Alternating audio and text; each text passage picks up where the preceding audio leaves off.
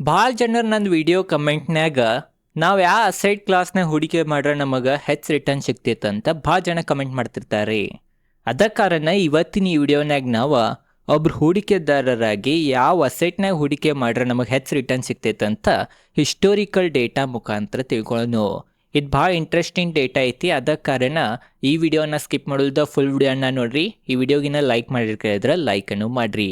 ನೋಡ್ಬೋದು ಈ ಡೇಟಾನಾಗ ಎಲ್ಲ ಅಸೆಟ್ ಕ್ಲಾಸ್ಗಳು ಯಾವ್ಯಾವ ವರ್ಷನಾಗ ಎಷ್ಟೆಷ್ಟು ಪರ್ಸೆಂಟೇಜ್ ರಿಟರ್ನ್ ಕೊಟ್ಟಿದ್ದಾವಂತ ಹೇಳಿದಾರ. 2016ದಿಂದ 2025 ತನಕ ಡೇಟಾ ಐತಿ. ನೋಡ್ಬೋದು 2016ನಾಗ ಎಲ್ಲಕ್ಕಿಂತ ಹೆಚ್ಚು ರಿಟರ್ನ್ ಮಿಡ್ ಕ್ಯಾಪ್ ಇಂಡೆಕ್ಸ್ ಕೊಟ್ಟೈತ್ರಿ, 22%.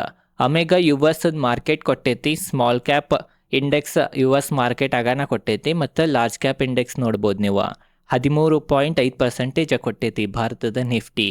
ಮತ್ತು ಚೀನಾ ಮಾರ್ಕೆಟ್ ಮತ್ತು ಇವೇನು ಬಿಡ್ರಿ ಇವೆಲ್ಲ ಡೆಡ್ ಫಂಡ್ ಇದ್ದಾವೆ, ಅವತ್ತರದ ಬಗ್ಗೆ ಹಸ್ತಳಿ ಕೆಡ್ಸ್ಕೊಳ್ಳೋದು ಬೇಡ. ಮತ್ತು ಗೋಲ್ಡ್ ನೋಡ್ಬೋದು, ಮತ್ತು ಸಿಲ್ವರ್ ಮೈನಸ್ನಾಗ ರಿಟರ್ನ್ ಕೊಟ್ಟೈತಿ. 2016ನಾಗ ಎಲ್ಲಕ್ಕಿಂತ ಹೆಚ್ಚು ರಿಟರ್ನ್ ಮಿಡ್ ಕ್ಯಾಪ್ ಇಂಡೆಕ್ಸ್ ಕೊಟ್ಟೈತಿ.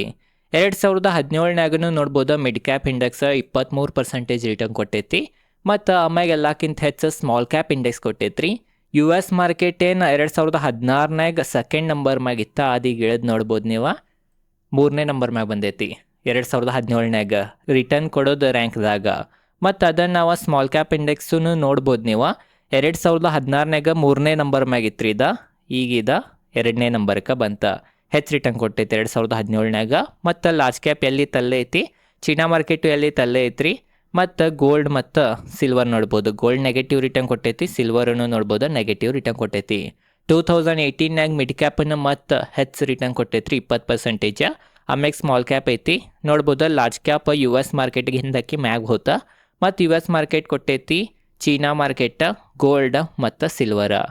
ಮತ್ತು 2019 ನೋಡೋಣ, ಅದು ಸಹ ನೋಡ್ಬೋದು. 2019ನಾಗ US ಮಾರ್ಕೆಟ್ ಎಲ್ಲಕ್ಕಿಂತ ಹೆಚ್ಚು ಒಳ್ಳೆ ರಿಟರ್ನ್ ಕೊಟ್ಟೈತಿ. ಮತ್ತು mid cap index second number ಮ್ಯಾಗ ಐತ್ರಿ. ಏನು ಫಸ್ಟ್ ಮ್ಯಾಗ 3 ವರ್ಷ ಆತಿತ್ತು, ಅದೀಗ ಸೆಕೆಂಡ್ ನಂಬರ್ ಮ್ಯಾಗ ಬಂತ 2019ನಾಗ. ಮತ್ತು ಚೀನಾ ಮಾರ್ಕೆಟ್ ಏನು ಕೆಳಗಿರ್ತಿತ್ತು ಅದು ನೋಡ್ಬೋದು ಏರೈತಿ. 2019ನಾಗ ಕೋವಿಡ್ ಬಂದಿತ್ತು, ಅದಕ್ಕೆ ಕಾರಣ ಭಾರತದ ಮಾರುಕಟ್ಟೆ ಆಗಲಿ ಮತ್ತು ಗ್ಲೋಬಲ್ ಮಾರುಕಟ್ಟೆ ಅಷ್ಟು ಪರ್ಫಾರ್ಮ್ ಮಾಡಿಲ್ಲ, ಫ್ಲ್ಯಾಟನ್ನು ಇದ್ದು ಅಂತ ನಾವು ಅನ್ಬೋದಾ. ಭಾರತದ ಮಾರುಕಟ್ಟೆನೂ 9.4% ರಿಟರ್ನ್ ಕೊಟ್ಟಿತ್ತು. ಗೋಲ್ಡನ್ನು ಒಳ್ಳೆ ರಿಟರ್ನ್ ಕೊಟ್ಟೈತಿ, ಯಾಕಂತಂದ್ರೆ ಅನ್ಸರ್ಟನಿಟಿ ಇತ್ತು. ಕೋವಿಡ್ ಬಂದಿತ್ತು, ಇದು ಬಂದಿತ್ತು, ಮಾರ್ಕೆಟ್ನ ಅನ್ಸರ್ಟನಿಟಿ ಇರೋ ಕಾರಣ ಏನು 3 ವರ್ಷ 16, 17, 18ನಾಗೇನು ಒಳ್ಳೆ ಪರ್ಫಾರ್ಮ್ ಮಾಡಿರ್ಕಲ ಇತ್ತು ಗೋಲ್ಡ್, ಅದು ಒಮ್ಮೆ ಒಳ್ಳೆ ಪರ್ಫಾರ್ಮ್ ಮಾಡಿತ್ತು, 7.9% ರಿಟರ್ನ್ ಕೊಟ್ಟಿತ್ತು. ಮತ್ತು ಸಿಲ್ವರ್ನು ನೋಡ್ಬೋದು 5% ರಿಟರ್ನ್ ಕೊಟ್ಟೈತಿ. ಸ್ಮಾಲ್ ಕ್ಯಾಪ್ ಎಲ್ಲಕ್ಕಿಂತ ಕಡಿಮೆ ಕೊಟ್ಟೈತಿ, ಯಾಕಂತಂದ್ರೆ ಅನ್ಸರ್ಟನಿಟಿ ಇಯರ್ ಇತ್ತು, ಅದಕ್ಕೆ ಕಾರಣ ಸ್ಮಾಲ್ ಕ್ಯಾಪ್ನಾಗ ರಿಸ್ಕನ್ನು ಹೈ ಇರ್ತೈತಿ. ಅದ ಕಾರಣ ನಾವು ಹೆಚ್ಚು ರಿಟರ್ನ್ ಕೊಟ್ಟಿಲ್ಲ, ಆದ್ರೂ ಪಾಸಿಟಿವ್ನ ರಿಟರ್ನ್ ಕೊಟ್ಟಾವ. ಇದು ಒಂದು ಪಾಸಿಟಿವ್ನ ಅನ್ಬೋದ. 2020, 21, 25 ನೀವನ್ನ ಪಾಸ್ ಮಾಡಿ ನೋಡ್ರಿ. ಎಲ್ಲ ಹೇಳ್ಕೊಂಡು ಕೊಟ್ಟಿನಿ ಅಂತಂದ್ರೆ ವಿಡಿಯೋ ಲೆಂತ್ ದೊಡ್ಡದ ಆಗ್ತೈತಿ. ನೋಡ್ರಿ, ಮೇನ್ ಏನಂತಂದ್ರೆ ಈ ಚಾರ್ಟ್ಲೆ ನಮಗೇನು ಗೊತ್ತಾಗ್ತೈತೆ ಅಂತಂದ್ರೆ, ಏನು ನಿಮ್ಮದು ಕ್ವಶನ್ ಇತ್ತು, ಯಾವ ಅಸೆಟ್ನಾಗ ಎಲ್ಲಕ್ಕಿಂತ ಹೆಚ್ಚು ರಿಟರ್ನ್ ಕೊಡ್ತೈತಿ ಹೇಳ್ರಿ ಅಂತ. ಅದ್ರದ್ದು ಆನ್ಸರ್ ಇದ ಚಾರ್ಟ್ನಾಗನ ಐತ್ರಿ. ಈ ಚಾರ್ಟ್ನಾಗ ನಮಗೆ ಏನು ಗೊತ್ತಾತಂತಂದ್ರೆ, ಯಾವುದು ಅಸೆಟ್ ಕ್ಲಾಸ್ ಯಾವ ವರ್ಷ ಯಾವ ಥರ ಪರ್ಫಾರ್ಮ್ ಮಾಡ್ತೈತೆ ಅಂತ ಹೇಳಕ್ಕೆ ಬರಂಗಿಲ್ಲ. ನೋಡ್ಬೋದು ನೀವು ಮಿಡ್ ಕ್ಯಾಪ್ ಒಳ್ಳೆ ಪರ್ಫಾರ್ಮ್ ಮಾಡಿತ್ತು 3 ವರ್ಷ, ಆಮ್ಯಾಗ ಮತ್ತೆ ಕೆಳಗೆ ಬಂತ, ಮತ್ತು ಕೆಳಗೆ ಹೋತ. ಅದೇ ಥರ US ಮಾರ್ಕೆಟ್ ಏನು ಕೆಳಗಿತ್ತ, ಅದು ಒಮ್ಮೆ ಮ್ಯಾಗ್ ಬಂತ. ಆ ಥರ ಯಾವಾಗೂ ಯಾವುದೂ ಅಸೆಟ್ ಕ್ಲಾಸ್ ಯಾವ ವರ್ಷ ಎಷ್ಟು ಪರ್ಸೆಂಟೇಜ್ ಇರ್ಬೋದು, ಎಷ್ಟು ಪರ್ಸೆಂಟೇಜ್ ಬೀಳ್ಬೋದು ಏನೂ ಪ್ರಿಡಿಕ್ಟ್ ಮಾಡೋಕ್ಕೆ ಬರಂಗಿಲ್ಲ. ಅಥವಾ ಯಾವ ಅಸೆಟ್ ಒಳ್ಳೆ ರಿಟರ್ನ್ ಕೊಡ್ಬೋದು, ಯಾವ ಅಸೆಟ್ ನೆಗೆಟಿವ್ ರಿಟರ್ನ್ ಕೊಡ್ಬೋದು ಅಂತಲೂ ಪ್ರಿಡಿಕ್ಟ್ ಮಾಡೋಕ್ಕೆ ಬರಂಗಿಲ್ಲ ಅಂತ ನಮಗೆ ಈ ಒಂದು ಚಾರ್ಟ್ಲೆ ಗುರ್ತಾತ.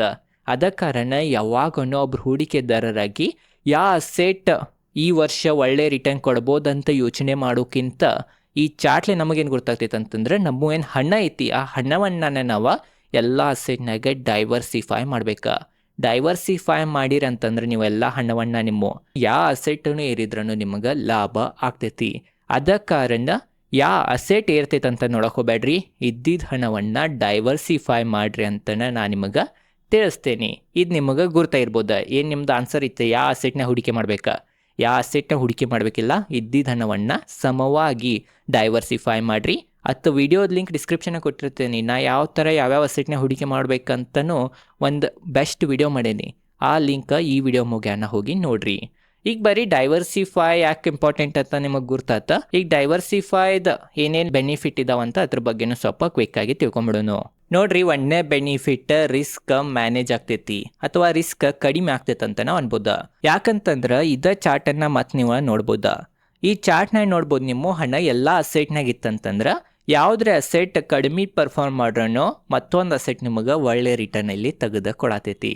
ಅದ ಕಾರಣ ಯಾವಾಗನೂ ನಿಮ್ಮ ಹಣವನ್ನು ಡೈವರ್ಸಿಫೈ ಇಟ್ರಂತಂದ್ರೆ ಕೆಟ್ಟ ಪರಿಸ್ಥಿತಿನಾಗೂ ನಿಮಗೆ ಒಳ್ಳೆ ರಿಟರ್ನ್ ಕೊಡ್ತೈತಿ ಅಥವಾ ಕೆಟ್ಟ ಪರಿಸ್ಥಿತಿನಾಗೂ ನಿಮ್ದು ನಷ್ಟ ಕಡಿಮೆ ಆಗ್ತೈತಿ ಅಂತ ನಮಗೆ ಗೊತ್ತಾಗ್ತೈತಿ.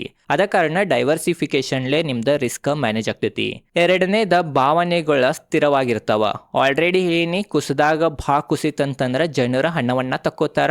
ಇದು ಹೂಡಿಕೆನ ಬೇಡಪ್ಪ, ಬ್ಯಾಂಕ್ ಅಕೌಂಟ್ನಾಗ ಇಟ್ಬಿಡೋನು, ಕಡಿಮೆ ಬಡ್ಡಿ ಸಿಗ್ತೈತಿ, ಬಟ್ ಸಮಾಧಾನಲೇ ಇರ್ಬೋದು, ಹಣ ನೆಗೆಟಿವ್ನಾಗ್ರೆ ಹೋಗಂಗಿಲ್ಲ ಅಂತ ನಿಮಗೆ ಅನಿಸ್ತೈತಿ. ಅದ ಕಾರಣ ನೀವೇನ್ರ ಡೈವರ್ಸಿಫೈ ಮಾಡಿರಿ ಅಂತಂದ್ರೆ ನಿಮಗೆ ಹೆಚ್ಚು ನಷ್ಟ ಆಗಂಗಿಲ್ಲ. ಹೆಚ್ಚು ನಷ್ಟ ಆಗ್ಲಿಲ್ಲ ಅಂತಂದ್ರೆ ನಿಮ್ದೇನ ಭಾವನೆಗಳಿದಾವ ಅವು ಸ್ಥಿರವಾಗಿರ್ತಾವ. ಅದ ಕಾರಣ ಇದು ಒಂದು ಬೆನಿಫಿಟ್ ನಿಮಗೆ ಸಿಗ್ತೈತಿ. ಮತ್ತು ನೆಗೆಟಿವ್ನು ಪಾಯಿಂಟ್ ಐತ್ರಿ ಡೈವರ್ಸಿಫೈದಿಂದ. ಅತಿಯಾಗಿ ನೀವೇನ್ರ ಡೈವರ್ಸಿಫೈ ಮಾಡಿರಿ ಅಂತಂದ್ರೆ ನಿಮಗೇನು ಲಾಭ ಹೆಚ್ಚು ಬರ್ಬೇಕಾಯ್ತ, ಆ ಲಾಭ ಸ್ವಲ್ಪ ಕಡಿಮೆ ಬರೋ ಸಂಭಾವನೆಯೂ ಇರ್ತೈತಿ. ಅದ ಕಾರಣ ಹೆಚ್ಚು ಡೈವರ್ಸಿಫೈನೂ ಇರಬಾರ್ದ ಮತ್ತು ಫುಲ್ ಎಲ್ಲ ಹಣವನ್ನು ಒಂದು ಅಸೆಟ್ನಾಗೂ ಹೂಡಿಕೆ ಮಾಡಬಾರ್ದು. ಎಲ್ಲರನ್ನ ನೀವು ಸ್ಥಿರವಾಗಿ ಮ್ಯಾನೇಜ್ ಮಾಡ್ಕೊಂತ ಹೋಗ್ಬೇಕು, ಸಮವಾಗಿ ಮ್ಯಾನೇಜ್ ಮಾಡ್ಕೊಂಡು ಹೋಗ್ಬೇಕು. ಅವಾಗನ ನಿಮ್ದು ರಿಸ್ಕನ್ನು ಕಡಿಮೆ ಆಗ್ತೈತಿ ಮತ್ತು ಲಾಭ ಬಂತಂದ್ರೆ ಒಳ್ಳೆ ಲಾಭನು ನಿಮಗೆ ಸಿಗ್ತೈತಿ. ಓವರ್ ಆಲ್ ಇದ್ದೇ ಇತ್ತ ಈ ವಿಡಿಯೋನ ನಿಮಗೆ ಗುರ್ತಾಗಿರ್ಬೋದ ಎಷ್ಟು ಇಂಪಾರ್ಟೆಂಟ್ ಡೈವರ್ಸಿಫಿಕೇಶನ್ ಅಂತ. ಈ ವಿಡಿಯೋ ನಿಮಗೆ ಚಲೋ ಅನ್ಸೋಗಿ ಲೈಕ್ ಮಾಡಿರಿ. ಮತ್ತು ಈ ಡೈವರ್ಸಿಫೈ ಅಂತಂದರೆ ಎಷ್ಟೆಷ್ಟು ಪರ್ಸೆಂಟೇಜ್ ಯಾವ್ಯಾವ ಮಾರ್ಕೆಟ್ನಾಗ ಹೂಡಿಕೆ ಮಾಡ್ಬೇಕು, ಯಾವ್ಯಾವ ಅಸೆಟ್ನಾಗ ಹೂಡಿಕೆ ಮಾಡ್ಬೇಕಂತ ವಿಡಿಯೋ ಮಾಡೇನಿ. ಅದ್ರದ್ದು ಲಿಂಕ್ ಡಿಸ್ಕ್ರಿಪ್ಷನ್ನಾಗ ಹಾಕೇನಿ. ಈಗ ಈ ವಿಡಿಯೋ ಮುಗ್ಯಾನ ಆ ವಿಡಿಯೋನ ಹೋಗಿ ನೀವು ನೋಡ್ಬೋದಾ. ವಿಡಿಯೋ ಹೆಂಗೆ ಅನ್ಸಿತ್ತ ಅಂತ ಕಮೆಂಟ್ ಸೆಕ್ಷನ್ನಾಗ ತಿಳಿಸ್ರಿ. ಧನ್ಯವಾದಗಳು.